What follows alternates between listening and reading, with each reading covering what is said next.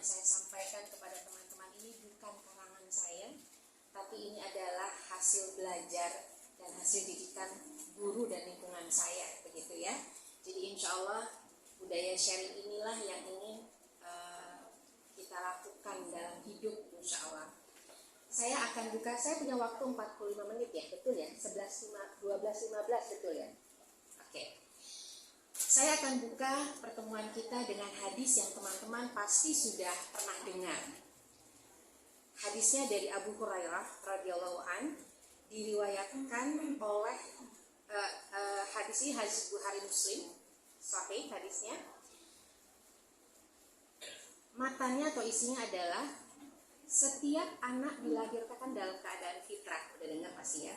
Setiap anak dilahirkan dalam keadaan fitrah, orang tuanya lah yang menjadikan ia Yahudi, Majusi, dan Nasrani. Ya. Ini kita mau lihat lebih lanjut lagi.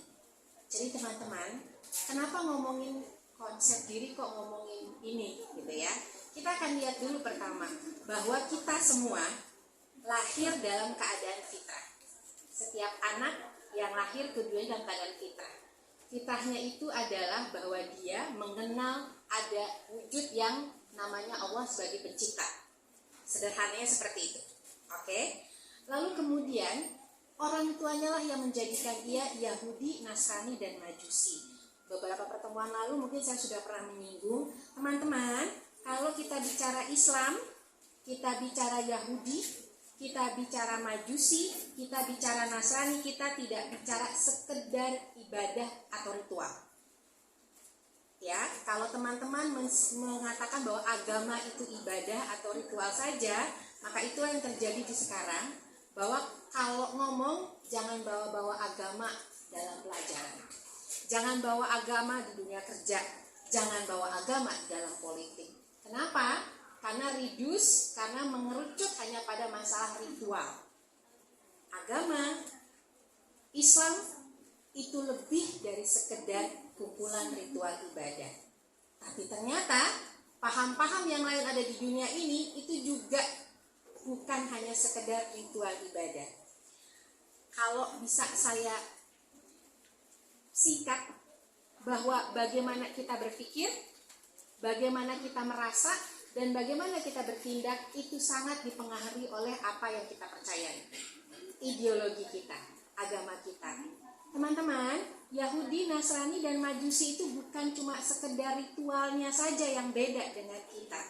Tapi bagaimana mereka berpikir, bertindak, dan merasa itu juga beda. Pertama, dalam Nasrani yang paling sering diungkit adalah masalah bahwa Isa, ya, Yesus di hadapan mereka adalah penebus dosa umat manusia, betul? Jadi semua dosanya umat Nasrani itu sudah ditebus sama Isa. Ya, bahwa itu adalah diangkat dari dosa keturunan. Bahwa manusia itu dosanya dari mana sih, orang lahir kata fitrah gitu kan ya? Dosanya dari Nabi Adam. Bahwa Nabi Adam melakukan dosa, kemudian dia akhirnya, ini sepengetahuan saya, kemudian dosa tersebut menjadi dosa manusia dan diselamatkan oleh juru selamat mereka. Teman-teman silahkan buka di surat Al-An'am ayat 164. Dalam ayat tersebut, Al-An'am 164, dalam ayat tersebut Allah membalikkan apa yang dikatakan sebagai dosa keturunan. Saya bacakan saja ya. Bismillahirrahmanirrahim. Katakanlah, sesudah aku mentauhidkan Allah dan berserah diri kepadanya, patutkah aku mencari Tuhan selain Allah, padahal dialah Tuhan bagi tiap-tiap sesuatu? Dan tiadalah kejahatan yang diusahakan oleh tiap-tiap seseorang, melainkan orang itu saja yang menanggung dosanya. Dan seorang yang boleh memikul tidak bisa memikul dosa perbuatan orang lain. Allah bilang, dosa orang lain itu nggak ditanggung oleh orang lain. Dosa orang tua kita bukan kita yang tanggung, tapi orang tuanya yang menanggung. Bahkan dalam banyak hadis disebutkan, apabila ada yang luput dari tanggung jawab kita, maka anak kita bisa menuntut kita, ya kan? Dan kita bisa menuntut orang tua kita kalau ada yang luput disampaikan, karena itu bagian dari amanah sebagai orang tua. Tapi dosa tanggung sendiri-sendiri gitu. Ini akan sangat berpengaruh bahwa fenomena dosa keturunan itu dan merasa dirinya diselamatkan oleh juru selamat itu mempengaruhi pola pikir kaum Nasrani, bahwa mereka adalah yang terselamatkan karena Nabi Isa sudah mengorbankan hidupnya untuk mereka. Padahal kata Allah bilang nggak bisa, dosa tanggung masing-masing. Gitu. Beda kan yang merasa terselamatkan dengan yang kita di ujung tanduk, ya kan? Beda, pasti beda rasanya. Sekarang kita lihat juga dengan kaum Majusi. Saya sering banget menyinggung tentang kaum Majusi. Yang paling mencolok adalah bahwa dalam Majusi itu ada kasta. Dan kasta tertinggi adalah pendeta mereka, kaum Brahmananya. Mereka itu kasta paling tinggi. Padahal dalam surat Al-Hujurat 13 ya, 49 ya, Al-Hujurat 49 ya, ayat 49 itu Allah mengatakan, ya ayuhan nas inna khalaqnakum min zakari wa unsa, wahai manusia, sesungguhnya kami telah menciptakan kamu dari laki-laki dan perempuan, dan kami telah menjadikan kamu berbagai bangsa dan bersuku supaya kamu berkenalan. Sesungguhnya semulia kamu di sisi Allah adalah orang yang lebih takwanya di antara kamu. Ini adalah hujah Allah bahwa yang namanya manusia itu rata, nggak ada kasta yang ngebedain, cuma takwa. Bahkan mereka yang menyebut dirinya ustadz, ustazah, ulama, itu kastanya nggak beda sama mereka yang menjadi murid. Yang bedain cuma ketakwaan. Kenapa ini jadi penting? Karena orang yang merasa bahwa dirinya lebih tinggi dari yang lain, kebayang nggak attitude-nya? Ya, kebayang nggak cara pikirnya? Maka dia akan memandang orang di hadapannya dia yang bukan kasarnya dia rendah, bisa diperlakukan sebisanya. Dan tingkat ekstrim dari bangsa Yahudi adalah ada praktik incest di kalangan pendeta Majusi untuk menyelamatkan darah murni, biar kastanya nggak tercampur. Akhirnya ada gaya hidup yang berbeda dilakukan. Jadi nggak bisa kita bilang bahwa agama itu cuma ibadah saja.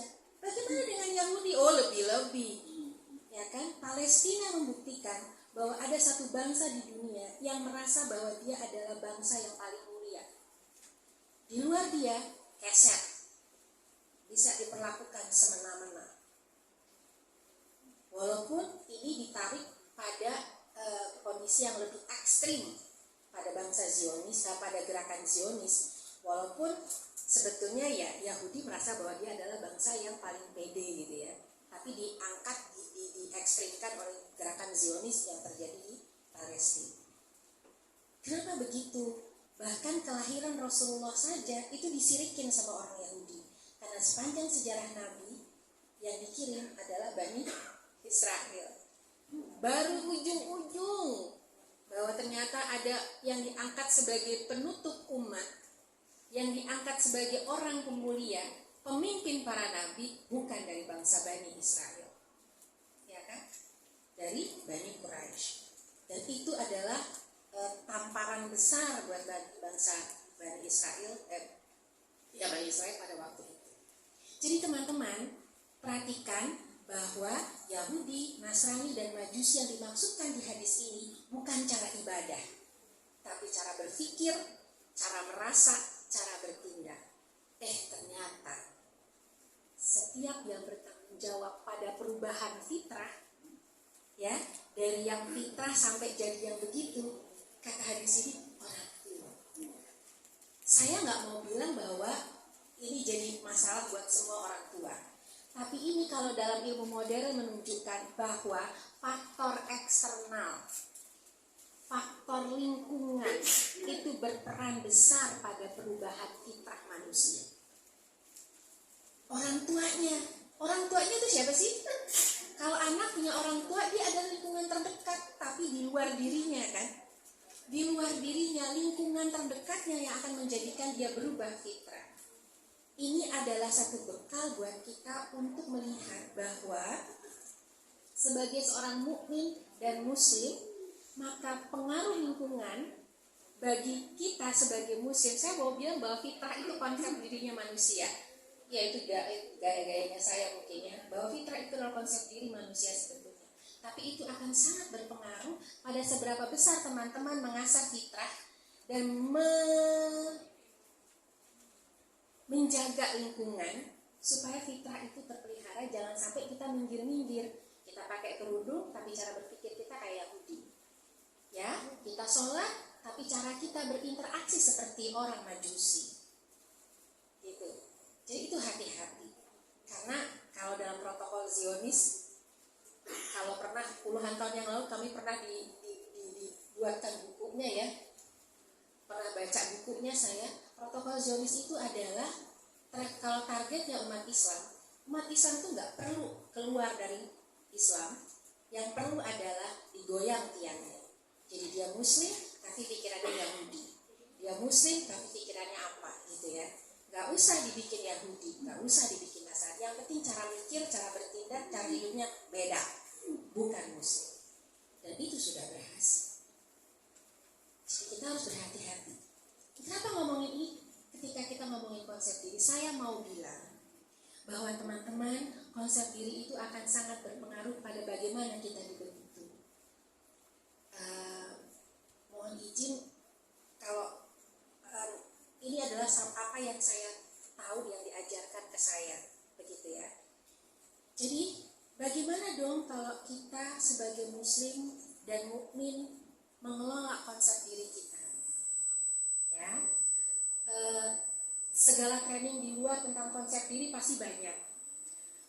YouTube, WhatsApp, Telegram pasti banyak.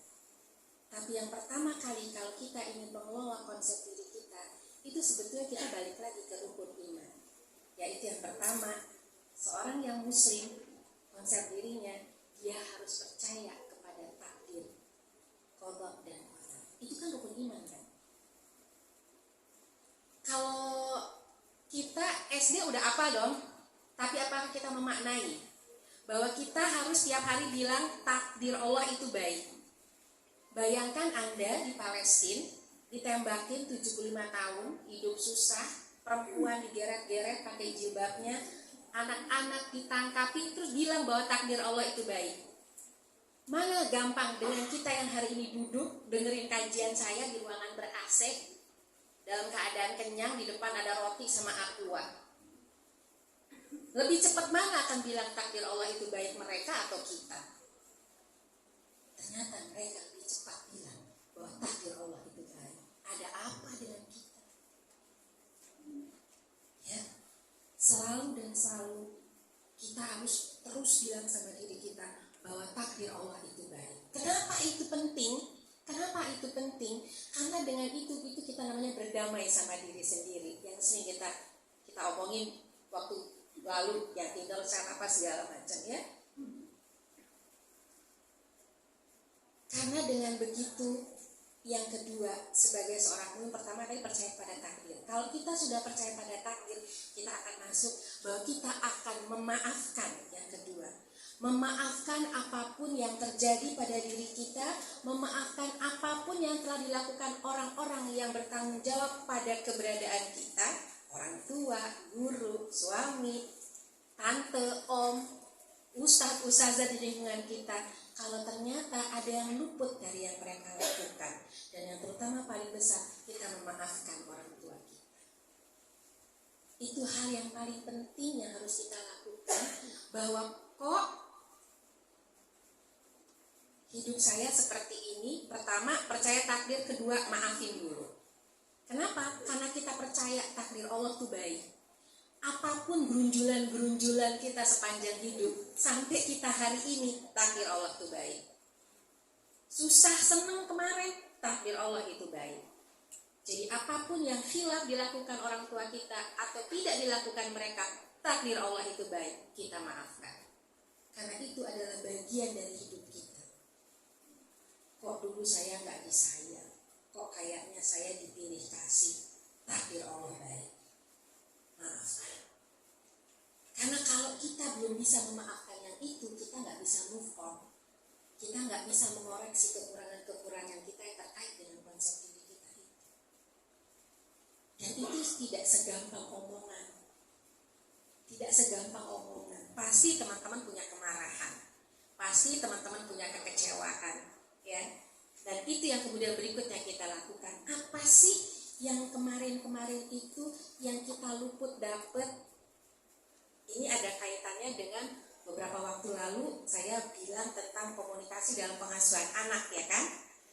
Kan saya bilang bahwa ternyata kalau anak itu banyak dikasih label, banyak dipertanyakan gitu kan, banyak dikasih kritik, maksudnya membangun tapi akhirnya menghujam gitu ya.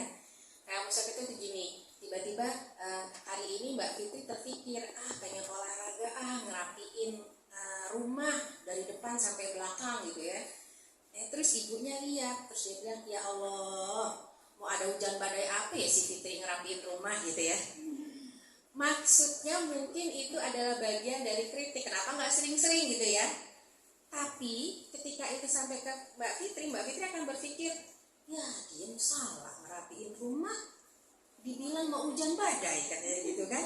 Nggak ada yang benar gitu. Kenapa? Karena tidak ada apresiasi. Apakah orang tua tidak mengapresiasi? Dia mengapresiasi dengan cara dia. Teman-teman, tidak ada dari kita yang sudah pernah menjadi ibu, yang jadi ibu, yang sudah menikah ataupun yang belum menikah, punya ijazah istri dan ijazah ibu kan? Nggak ada yang kalau mau nikah ditanya udah ada ijazah istri belum? Udah ikut pendidikan ibu belum? Enggak, nikah aja. Duit punya berapa? Kan gitu Pak kan? Ada duit berapa mau nikah? Gitu kan? Udah siap, udah kerja, udah lulus gitu kan, udah usianya udah tinggi, udah punya duit nikah. Tapi nggak ada yang ditanya ijazah istri sama ijazah ibu kan? Jadi memang kita tidak teredukasi dengan baik gitu. Kalau kata Pak Anies Baswedan pernah di bukunya dia bilang ini, ibu adalah satu SDM paling penting dalam pembangunan bangsa yang tidak teredukasi dengan baik. Dan saya setuju. Kita jadi ibu, jadi istri learning by doing, ya kan? Ya ikut kajian itu kan teori ya. Yang udah jadi ibu percaya nggak teori, yang ngerasain nggak teori zaman dulu sama pas dilakonin?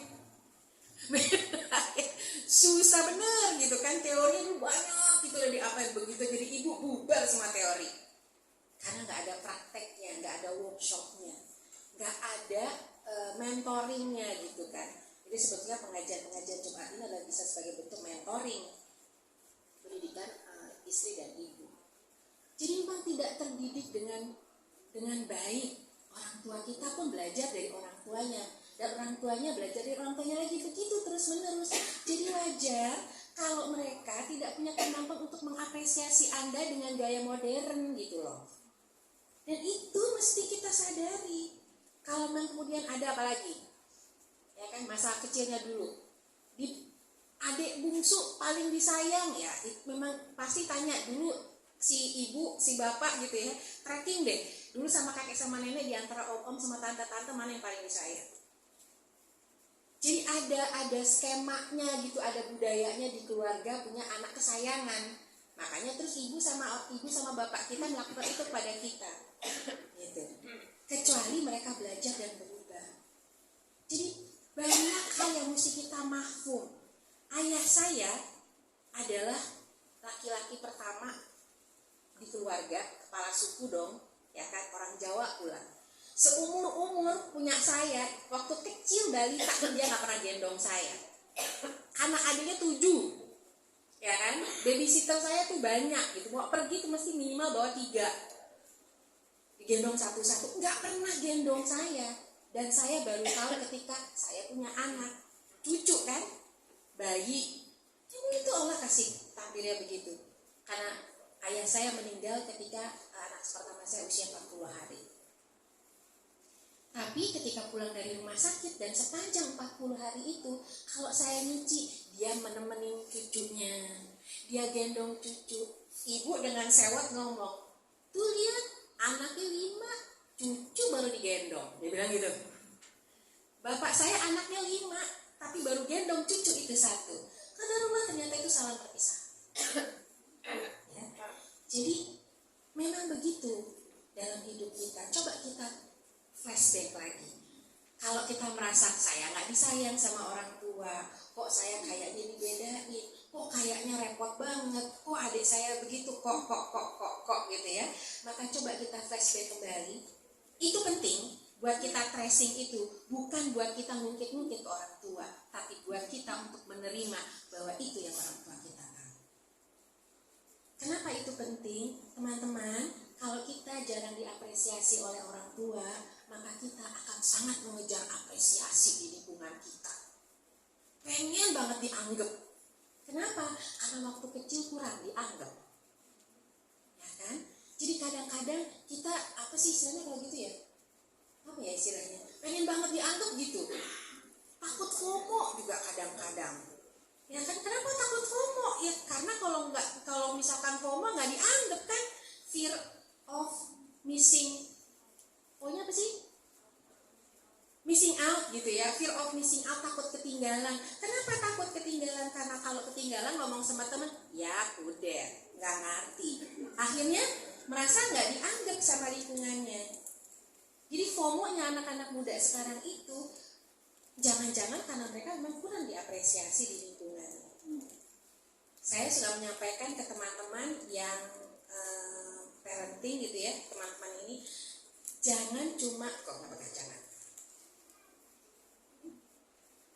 pergokin anak berbuat baik, pergoki rekan kita berbuat baik, pergoki siapapun di lingkungan kita berbuat baik dan apresiasi gitu. Karena apresiasi itu penting banget buat kita.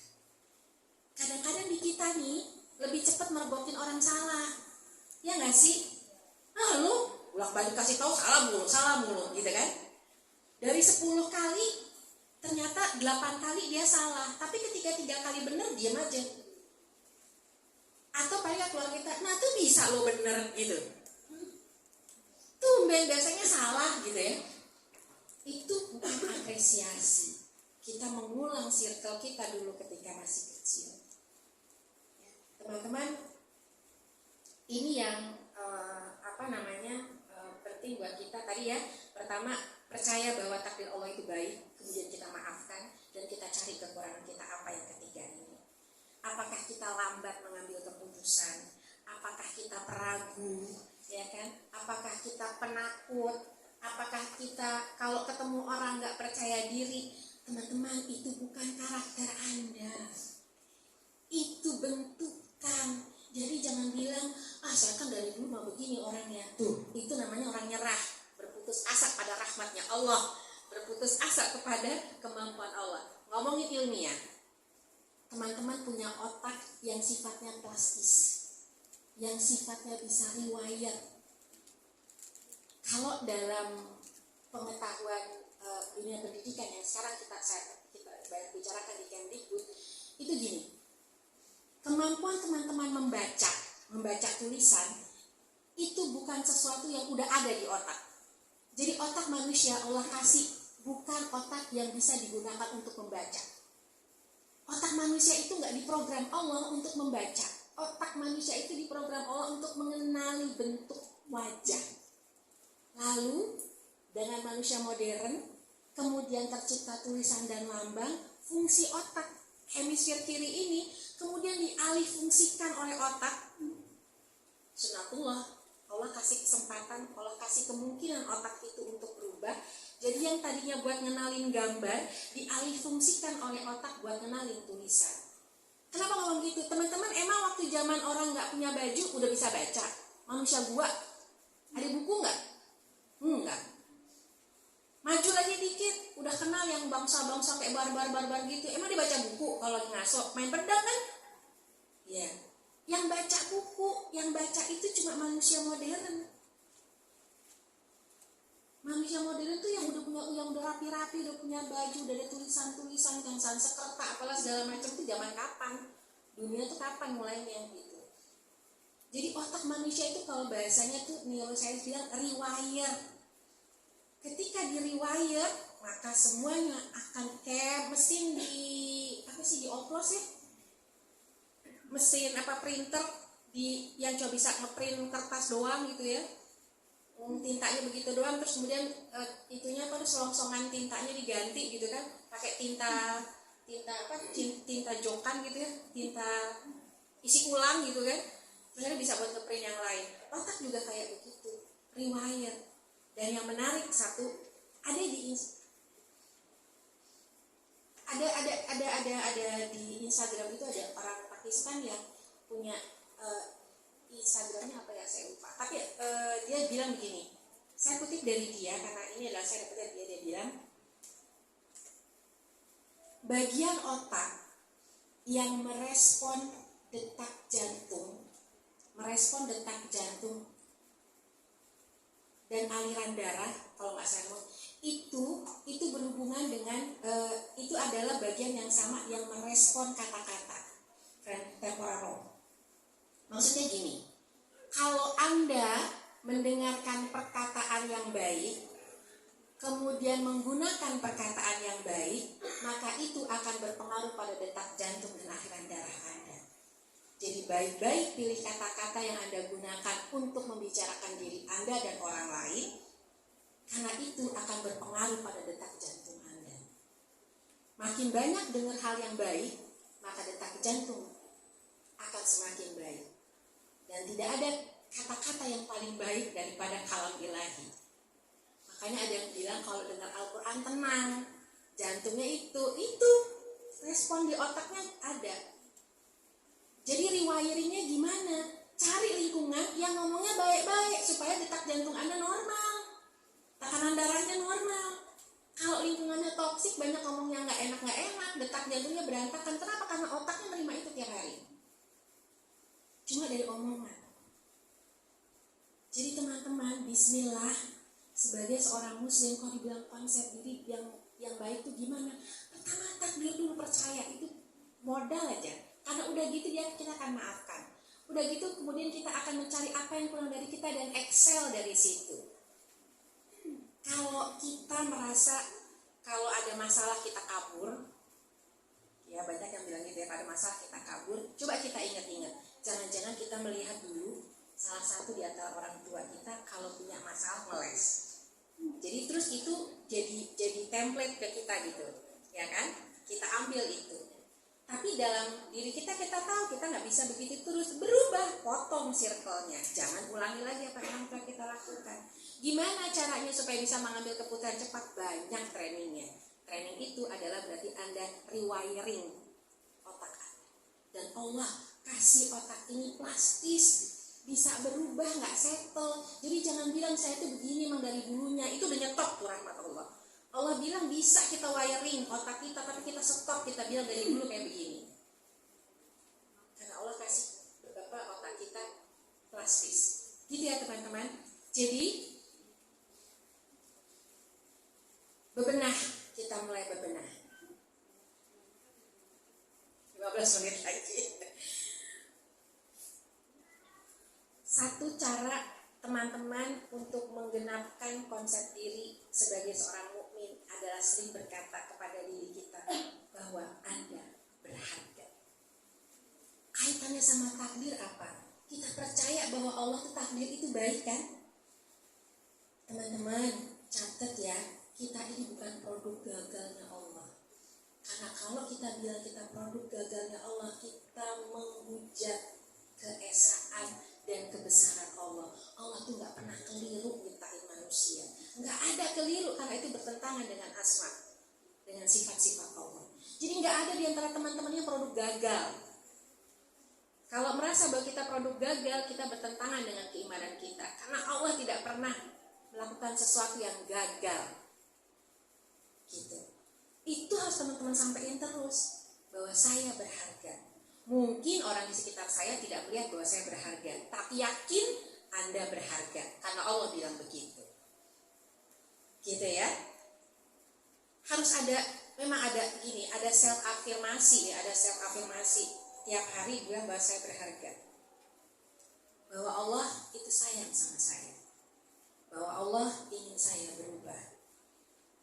Sebetulnya tinggal buka mata sih, buka mata, buka telinga, karena kata Allah hikmah berantakan di jalan, tinggal lihat aja. Dan balik lagi ke tadi konsep bahwa takdir Allah itu baik. Setiap detik dari perjalanan hidup kita Allah sudah kontrol. Yang ke depan pun udah dikontrol. Berarti setiap detik sekarang keluar dari sini, ketika kita mau buka mata, Allah maunya apa nih, kok saya begini gitu ya.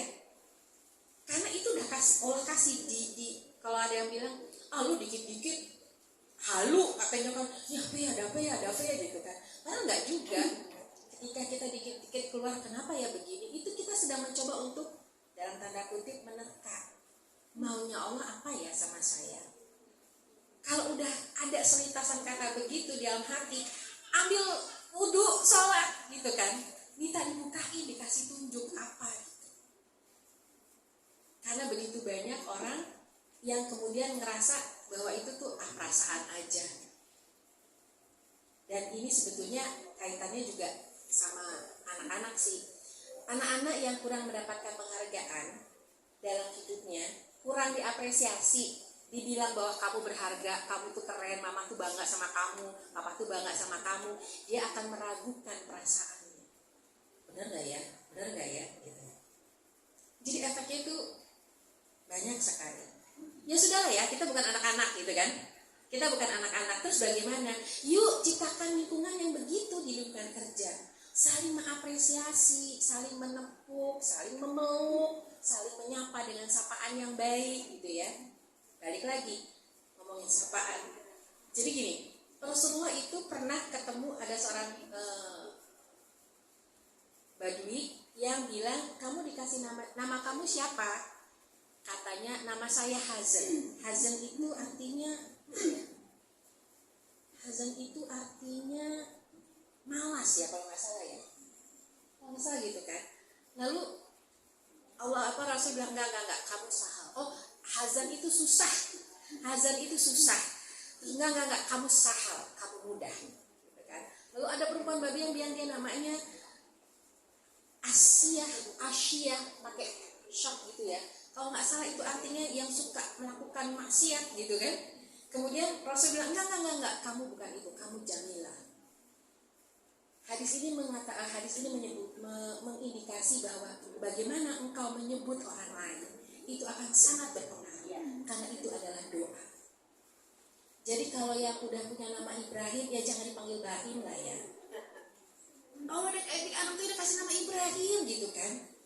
Namanya Jamilah, dipanggilnya Mile, udahlah. Kalau ada yang namanya belum bagus, kita kasih julukan yang bagus. Rasulullah punya istri yang kemudian disebut yang kemerah-merahan gitu. Karena pipinya tuh dia putih gitu. Jadi ini kalau ini suka blush gitu, nggak pakai blush tapi merah-merah, dipanggil kemerah-merahan. Ya kan? Jadi panggillah sekitar kita dengan panggilan yang baik. Kalau ada yang namanya kurang baik, ganti dengan yang baik, khusus di Lois. Nama gue di Lois ini, kok di Loma ini gitu. It's good gitu kan. Karena kita sudah bukan anak-anak, kita orang dewasa, kita harus merubah lingkungan kita sendiri. Afirmasi dari teman, afirmasi dari diri. Kenapa? Karena Allah itu baik. Teman-teman, hari ini ada di Lois, itu takdir Allah loh. Bukan ya, abisnya nggak ada lagi yang terima gue gitu. Nyari kerjaan di mana-mana nggak dapetnya di sini enggak. Takdir Allah nuntun teman-teman ke sini. Nggak ada gara-gara sono sini nggak keterima. Emang tepatnya di sini gitu ya. Itu beda loh. Kalau pegawai yang ngerasa di mana-mana nggak terima di sini, emosinya kan beda ya. Ya gue buangan ya. Kalau nggak kerjaan lagi ya udahlah gue dapetnya gitu. Tapi kalau orang yang bilang bahwa dirinya diterima di sini karena takdir Allah di sini, dia akan merasa oh ya udah ini takdir yang paling baik. Jadi aku harus lebih baik. Energi kerjanya tuh lebih baik gitu loh, ketimbang yang ngerasa ya habis gak diterima mana-mana, pengennya sih Paragon, dapetnya Lois gitu kan, ribet gitu kan. Jadi ini etika kerja dan ininya juga beda gitu. Tapi kalau percaya bahwa takdir Allah baik sampai hari ini itu beda. Ya udah Bismillah, takdir saya di sini, insya Allah ini takdir paling baik buat saya. Selesai. Entar kalau ada Allah kasih kesempatan dibukakan kesempatan kerja di tempat lain, itu takdir Allah lagi gitu kan. Tapi nggak usah tiap hari, kapan ya ada takdir yang baiknya, kapan ya gitu, nggak usah gitu juga gitu kan, ribet jadinya. Oke, teman-teman yakin bahwa Anda adalah berharga. Ada aspek kognitif, ada aspek afektif. Aspek kognitif itu adalah apa yang kita pikir tentang kita. Salah. Maaf ya, catatannya gitu, Bruyang. Apa yang kita pikir tentang kita, dan afektif itu apa yang kita rasa. Saya pendek, saya nggak putih, pikir. Yang dirasa, aku tuh rasanya nggak pernah berangkat kantor percaya diri deh. Habis ribet karena saya pendek dan nggak putih. Afektif negatif, kognitif negatif, konsep diri hancur. Gitu. Ya kan? Apa yang Anda pikir dan apa yang Anda rasa itu penting buat keseharian Anda. Kalau Anda berpikir, balik lagi yang kognitif negatif dan afektif negatif itu nggak percaya takdir lagi kan? Kan kalau misalkan saya bilang saya pendek, saya nggak putih, kan pengennya tinggi dan putih kan? Emang bisa dipanjangin? Terus beli itu bleaching tuh banyak-banyak tuh biar mukanya putih gitu kan? Tapi kan takdir Allah kasihnya begini gitu kan? Itu kayak nolak, ya Allah kenapa sih gue nggak putih, nggak mancung gitu kan? Emang kalau putih dan mancung takdirnya beda kan gitu kan? Allah udah kasih tuh, balik lagi tadi konsep diri manusia adalah percaya bahwa takdir Allah itu baik, udah selesai. Bahwa yang ada di kita nih seperangkat dari ujung rambut ke ujung kaki itu the best yang kita punya, yang Allah kasih buat kita, selesai. Itu pakai baju apa aja, asal jangan nggak pakai baju gitu kan? Pakai baju apa aja gitu, asal menutup aurat itu udah selesai gitu kan? Gak usah kepikiran, ngapain deh gue pendek banget ya, gue putih banget. Enggak, Allah kasih ini baik. Balik lagi. Kognitif positif, afektif negatif, tetap kurang percaya diri. Harus positif. Apabila teman-teman sekalian, untuk bisa sampai ke situ, memang tadi ya, kita harus perlu lingkungan yang baik.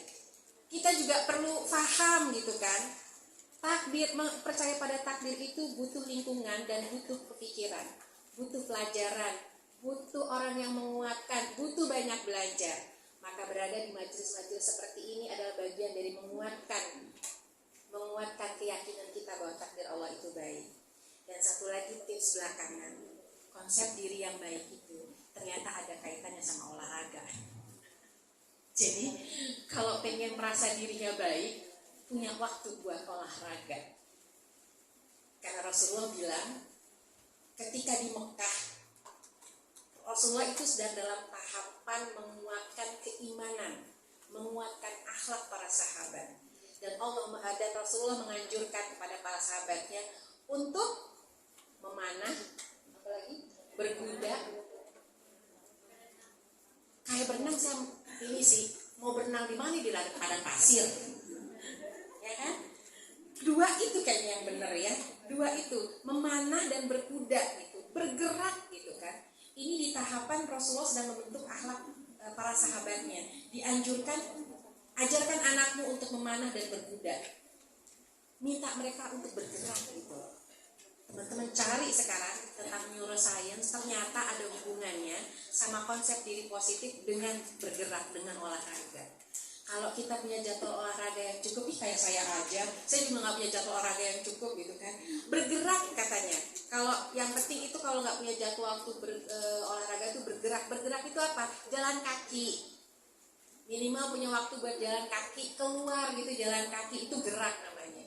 Tapi itu akan berpengaruh sama otak gitu, berpengaruh akhirnya sama kemampuan kita untuk mengelola diri dan konsep diri kita. Semakin seger dan sehat kita, semakin baik konsep diri kita. Makanya ada hadis yang bilang gini, mudah-mudahan saya nyatet ya. Oh, nyatet. Barang siapa yang pada hari ini merasa aman, ini hadis riwayat Tirmizi. Barang siapa yang pada hari ini merasa aman, tubuhnya sehat dan memiliki makanan pokok untuk hari itu, bukan jajan ya, bukan kopi, bukan es tea, makanan pokok ya. memiliki makanan pokok untuk hari itu, maka seakan-akan ia memiliki dunia dan seisinya. Orang paling beruntung itu adalah yang pertama, ketika bangun pagi dia rasa aman. Yang kedua dia sehat, ya kan? Yang ketiga dia punya apa yang bisa dimakan hari ini. Nggak dijelasin tuh makanannya segede apa. Makanan pokok, bisa jadi cuma sebongkah roti. Dan yang terakhir, dia katakan mereka itu seakan-akan memiliki dunia dan seisinya. Tiga ya, aman, sehat, ada yang dimakan. Itu kayak punya dunia seisinya. Sederhana kan sebetulnya, kagak punya pajero kan di situ dibilang kan. Yang pertama katanya aman, bangun ngerasa dirinya aman. Kedua sehat, ketiga ada yang dimakan. Gak disebutkan seberapa banyak, maka itu soal memiliki dunia dan seisinya, kata Rasulullah.